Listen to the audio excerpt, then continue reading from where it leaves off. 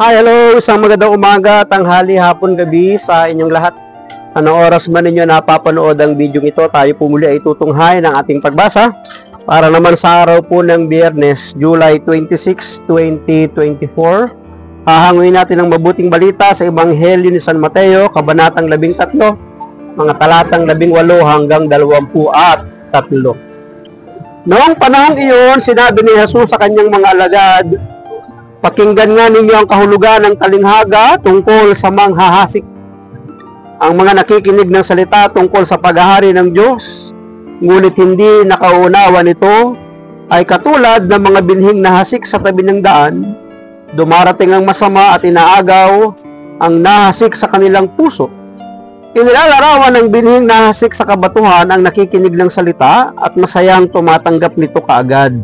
Ngunit hindi ito tumitimo sa puso nila, kaya't hindi sila nananatili. Pagdating ng mga kapighatian o pag-uusig dahil sa salita, agad silang nanlalamig."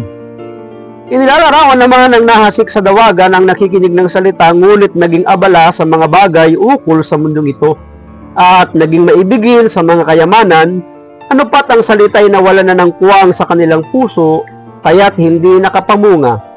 At inilalarawan ng nahasik sa matabang lupa ang mga nakikinig ng salita at nakaunawa nito. Sila'y namumunga, may tig 100, may tig 60 at may tig 30. Pagpalain ng Diyos ang pagkabasa ng kanyang mabuting balita. Ang refleksyon or pagsasadiwa ay hahangin po natin sa Aklat ng Simbahay 2024. Pakinggan nga ninyo ang kahulugan ng talinghaga tungkol sa manghahasik. Sa atin pong pagbasa ay mayroon pong tinutukoy na isang manghahasik na may dalang binhi. At ang kanyang binhi ay inihasik sa 4 na uri ng klase ng lupa. Sa tabing daan, sa mabato at sa madawag at sa matabang lupa. Walang problema sa binhing inihasik. Ang problema ay doon sa pinagbagsakan ng binhi. Mayroong kakayahan ang binhi upang gumawa sa kanyang sarili, ngunit ang lupang tumanggap sa kanya ang may pagsubok o may problema o may suliranin. Kaya't hindi nagkaroon ng kuwang na ang binhi ay mabuhay sa kanila maliban sa matabang lupa.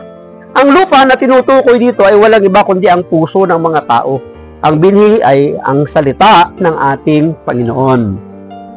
Pakinggan nga ninyo ang kahulugan ng talinghaga tungkol sa manghahasik. Sa ating mabuting balita, waring sinasabi ni Jesus sa atin na walang saysay ang pagpapaliwanag ng tungkol sa paghahasik or sa manghahasik. Sa mga tao, hindi naman inihanda ang puso sa pakikinig ng salita ng Diyos. Kung hindi handa ang puso, maaaring hindi rin maisapuso ng mga makikinig ang paliwanag na maaaring ipahayag ng nangangaral tungkol dito. Kailangan ng tamang paghahanda sa mga pusong hahasikan ng salita. Yan ang tanong dun anong klaseng lupa ang ating puso?